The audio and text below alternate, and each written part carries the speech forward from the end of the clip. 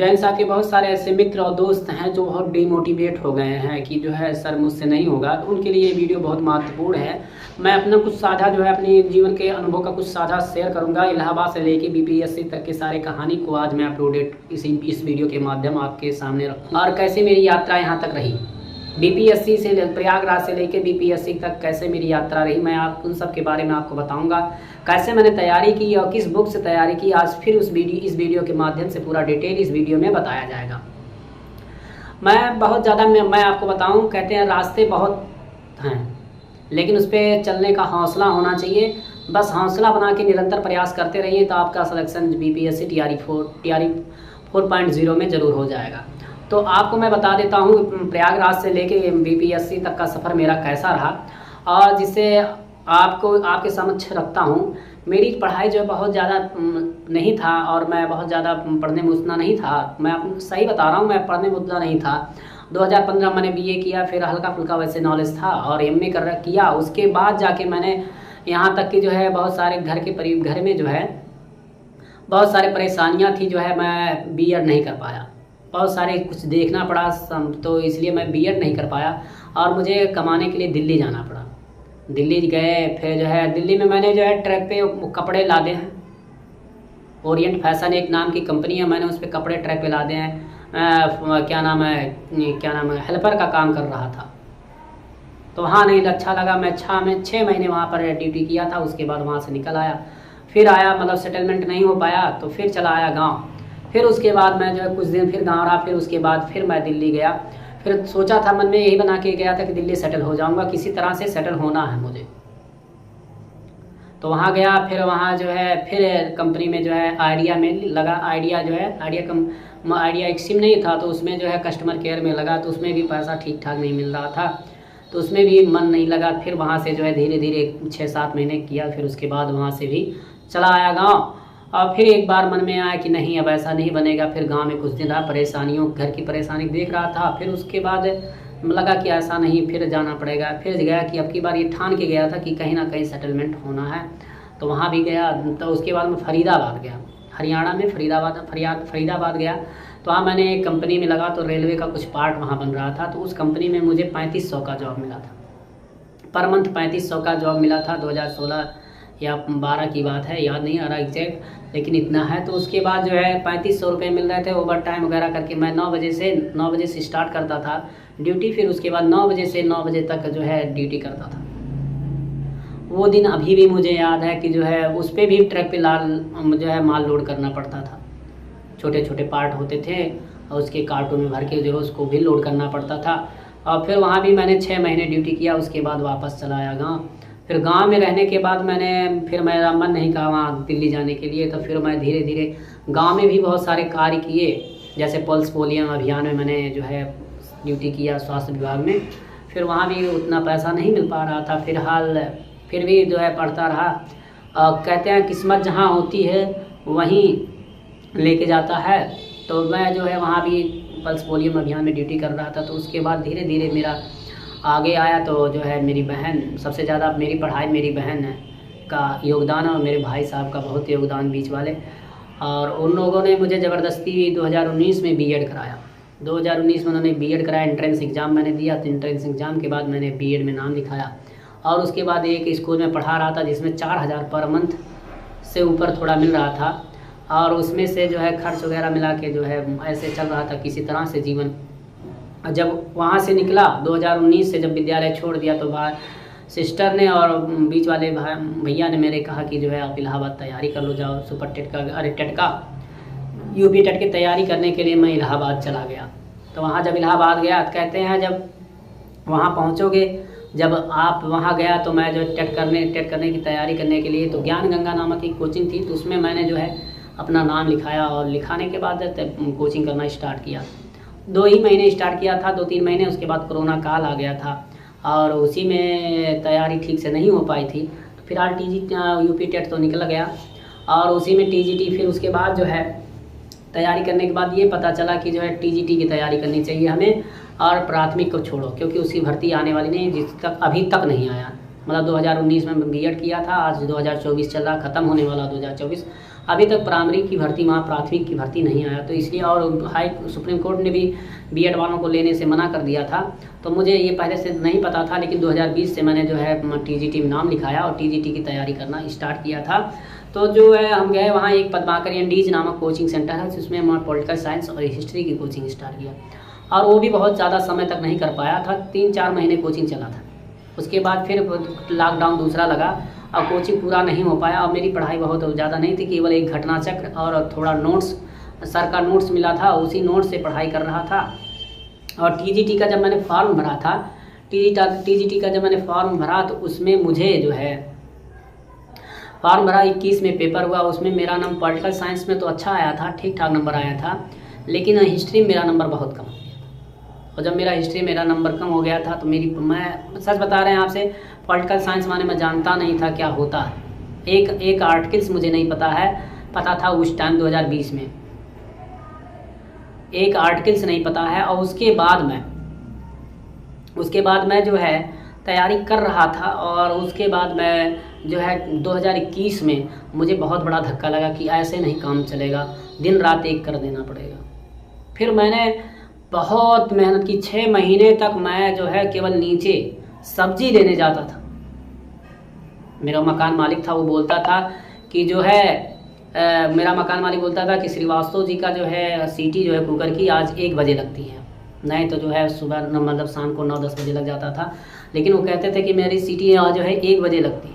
और मैं 6 महीने तक इतना मेहनत किया था कि पॉलिटिकल साइंस मेरे लिए आसान हो गया और हिस्ट्री भी आसान, इतना मेहनत किया था। और उसके बाद मेरा जो है 2022 में के बाद मैंने एमपी टेट किया, फिर राजस्थान रीड किया, अब फिर जाके मैंने बिहार में किया, क्योंकि वहाँ वैकेंसी तो थी लेकिन वहाँ जो है सैलरी कम था, इसलिए एमपी में नहीं गया। और बिहार में आया तो बिहार में मेरा जो है स्टेट में जो है 100 के ऊपर है, 105 नंबर मेरा स्टेट में मिला था, एक में 102 नंबर मेरा स्टेट में था, टीजीटी वाले में 102 और पीजीटी वाले में 108। तो ऐसा मेरा नंबर था स्टेट में। और फिर उसके बाद मैंने जो है फिर मैं इसके लिए बहुत कम समय देता रहा, और देते रहा, इतना कम समय दिया जिससे मैं अच्छे से तैयारी नहीं हो पाई, लेकिन पढ़ा था तो प्रीवियस ईयर पेपर वगैरह पढ़ रखा था, और घटना चक्र और नोट्स वगैरह गुरुजी के पढ़ रखे थे। एक पद्माकर नाम के सर है मेरे, और जो पॉलिटिकल साइंस के किंग कहे जाते हैं, उन्हीं से मैंने कोचिंग किया था, और उन्हीं के बुक से नोट्स से पढ़ा था, जिससे और मैंने बीपीएससी के लिए एनसीईआरटी बहुत जम के पढ़ा था। इंटर वाला 11 और 12 के इंटर का जो है मैंने एनसीईआरटी बहुत ध्यान से पढ़ा था, जिससे बहुत सारे क्वेश्चन उससे से भी हो गए थे। और दूसरा कि जो है मैंने बीपीएससी का सामान्य अध्ययन का, मैंने आपको बार बार बताता हूँ कि बीपीएससी जो है यूट्यूब पे बहुत सारे दोस्त पढ़ा रहे हैं, मतलब चैनल चल रहे हैं, बीपीएससी का प्रीवियस ईयर पेपर करा रहे हैं, तो आप अगर वहाँ से करेंगे तो आपका भी वहाँ से हो जाएगा। मैंने भी वहीं से पढ़ा था, मुझे पता नहीं था, TRE2 का वही आया था, TRE2 वाले यूपी से आए नहीं थे, केवल प्राथमिक में आए थे, जूनियर प्राथमिक, और वहाँ से और टीजीटी पीजीटी में आया नहीं था कोई, तो हमें कोई पता नहीं था। और जब पता नहीं था तो इसलिए मैं आपको बता रहा हूँ कि मैं जो है यूट्यूब से केवल प्रीवियस ईयर पेपर हल किया था, क्योंकि मैं जो है TRE2 का जो है मैं सारा जो है पेपर देखता था कि कहाँ से क्वेश्चन पूछा गया। सबसे मेन पॉइंट वही होता है कि आप प्रीवियस ईयर पेपर देखेंगे कि क्वेश्चन कहाँ से पूछा जा रहा ज़्यादा, तो आप उससे आइडिया लगाएंगे। इसलिए सबसे इम्पॉर्टेंट रोल होता है प्रीवियस ईयर पेपर का। तो आप प्रीवियस ईयर पेपर पढ़ेंगे तो आपको एकदम पता चलेगा, क्लियर चलेगा कि कहाँ से क्वेश्चन पूछा जा रहा। तो मैं बार बार पेपर को देखता था यूट्यूब पे, मैं बार बार, क्योंकि पेपर भी नहीं मिला था, तो यूट्यूब के माध्यम से मैं उसको बार बार देखता था, प्रिंट आउट भी एक निकलवा लिया, उसको बार बार देखता था कि क्वेश्चन कैसे पूछा गया, तो मैं उसी के अकॉर्डिंग पढ़ता था। और उसी के अकॉर्डिंग पढ़ते जो है बहुत मेहनत, इसके लिए भी मैंने बहुत मेहनत किया। मेरा सेंटर लगा था, क्या नाम है, भागलपुर में मैं जब देने गया था पेपर, तो यही लगा इतना टफ पेपर आ गया था कि मेरे मन से यह हो गया था कि अब नहीं होगा, लेकिन पता चला कि जो है अचानक में जो हो गया, क्योंकि 85 नंबर था मेरा, तो हो गया। पॉलिटिकल साइंस में 85 क्वेश्चन मेरे सही थे तो हो गया था मुझे, लेकिन विश्वास नहीं था कि ऐसा हो जाएगा, क्योंकि मेरी हिस्ट्री जो है, क्या नाम है, संविधान से मेरा एक क्वेश्चन गड़बड़ नहीं हुआ था, और जीएस में जो था हिस्ट्री का 10 का 10 क्वेश्चन जो आते हैं 8, वो सारे क्वेश्चन सही थे मेरे, और सारे मॉडर्न से पूछे गए थे, तो मैंने मॉडर्न पढ़ रखा था अच्छे से। इस तरह से मेरा सफ़र रहा बीपीएससी तक। आज मैं इस तरह का कहते हैं, मैं अपने आज इन सपनों को पाने के लिए कहते हैं, आज इन सपनों को पाने के लिए मैंने बहुत रात जागी है। सच बताएं आपसे कि जो है वही इलाहाबाद में छत पे बैठ के जाके बहुत रोता था, आँख से आंसू आ जाते थे। वही छत पे गंगा जी को देखता था कि हे गंगा माँ की किसी तरह से आप निकालिए, क्योंकि बहुत लेट हो चुका है, अब लेट मत करिए, यही प्रतिदिन कहता था। सच बताएं, डिप्रेशन में जैसे लग रहा था डिप्रेशन में जी रहे थे वहाँ पे। कोई हमसे पूछे कि कैसी होती है पढ़ाई, क्योंकि उस बच्चे से पूछो जो तैयारी करता है कि परिवार का भी प्रेशर रहता है, नहीं निकलता उसका भी प्रेशर रहता है। मैंने सारा सब कुछ देख लिया, वहीं देखा हूँ, बहुत सारे बच्चे को देख रहा हूँ, और वहाँ मैं बहुत सारे बच्चे को देखता हूँ कि कैसे वो तैयारी करते हैं, दिन रात एक कर देते हैं। अगर आप 1 घंटा 4 घंटा पढ़ के कहें कि मुझे मेरा हो जाएगा, तो ये नामुमकिन है, बहुत मेहनत करना पड़ेगा। अगर आप आज के लिए जागेंगे तो कल के लिए आराम करेंगे, नहीं तो फिर जागते ही रहेंगे आप। इसलिए आपसे मैं रिक्वेस्ट करूँगा, बार बार रिक्वेस्ट करूँगा, जो मैंने बताया अगर आप वैसे पढ़ेंगे तो आपका सिलेक्शन ज़रूर हो जाएगा।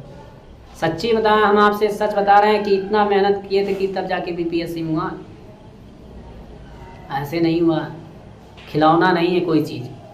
अब एक चीज़ ये भी याद रखें, TRE 4.0 में अब खिलौना नहीं रहेगा, बहुत हार्ड हो जाएगा। तो इसके लिए दिन रात एक मेहनत करना पड़ेगा, जिससे आपका सिलेक्शन हो जाए। मैंने जैसे जैसे बताए हैं, आप प्रीवियस ईयर क्वेश्चन को बार बार देखिए कि कहाँ से कैसे क्वेश्चन पूछ रहा है, और उसी के अकॉर्डिंग पढ़िए। आप दाल और चावल खा के हमने बिताए हैं इलाहाबाद में 3-3 महीने, दाल चावल। वहीं सब क्या नाम आज़ाद पार्क में घूमने जाते, मेरे दोस्त लोग थे, आज़ाद पार्क में जाते थे, लेकिन मैं इतना दिन रहा, 3 साल का सफ़र वहाँ गुजारा, लेकिन वहाँ मैं आज तक नहीं गया। मैं केवल इतना जानता हूँ, कोचिंग से अपने रूम से एक मार्केट था और वहाँ तक जाता था, उससे ज़्यादा नहीं जाता। और कभी कभी 2-3 महीने में मैं वहाँ चला जाता था, बड़े हनुमान जी के पास संगम पे चला जाता था, क्योंकि हनुमान जी का दर्शन करने वहाँ मैं चला जाता, नहीं तो मैं जाता नहीं था। तो इस तरह से आप अगर निरंतर प्रयास करेंगे तो आपका सिलेक्शन ज़रूर होगा, क्योंकि प्रयास करने से ही सिलेक्शन हो सकता है। अगर आप सोएंगे तो सिलेक्शन नहीं होगा। तो सिलेक्शन के लिए मेहनत तो करना ही पड़ेगा, जिससे मैंने कहा नहीं कि मैंने हर एक रात देखी। अरे डिप्रेशन में जी रहे थे, आँख के नीचे काला हो गया था ज़्यादा, अब तो थोड़ा ठीक हो गया, नहीं बहुत काला हो गया। तो इसलिए आप मेहनत करिए, आपका भी सिलेक्शन हो जाए, लोग बहुत खुश होते हैं। मेरे साथ एक दुर्घटना घट गई कि जो है, जब मेरा सिलेक्शन हुआ दिसंबर में, उसके बाद 1 महीना मैं प्रोविजनल पीरियड में यहाँ ट्रेनिंग कर रहा था, तो उसी बीच 10 फरवरी को मेरी माता जी का देहांत हो, नहीं कर सका उसके लिए कुछ। मेरे टीचर समझा रहे थे, कभी कभी सुख में भी कुछ हानि हो जाता है। जैसे आज तक मैं अपने घाव को भर नहीं पा रहा हूँ, अपनी माँ के लिए मैं कुछ नहीं कर पाया, सच बता रहे। इसलिए आपसे उम्मीद और आशा, क्योंकि इतना है इस चीज़ का, लेकिन एक चीज़ की खुशी होती है कि मैंने अब, मेरी माँ जब थी तो उसे पता था कि जो है मेरा जॉब लग गया सरकारी। कम से कम उसने देख तो लिया था घर में कि एक जॉब सरकारी आ गया। इस बात से थोड़ा दिल को सांत्वना मिलती है, नहीं और सांत्वना, उसके लिए हमने कुछ नहीं कर पाए। बड़े वाले भैया बीच वालों ने किया, लेकिन हमने नहीं कर पाया। तो आप निरंतर प्रयास करिए, आपका भी मेहनत सफल हो जाइए, जिसे आपके माँ बाप का सपना होगा पूरा कर लीजिए, दिखाइए, कम से कम वो खुश हो जाएं। धन्यवाद।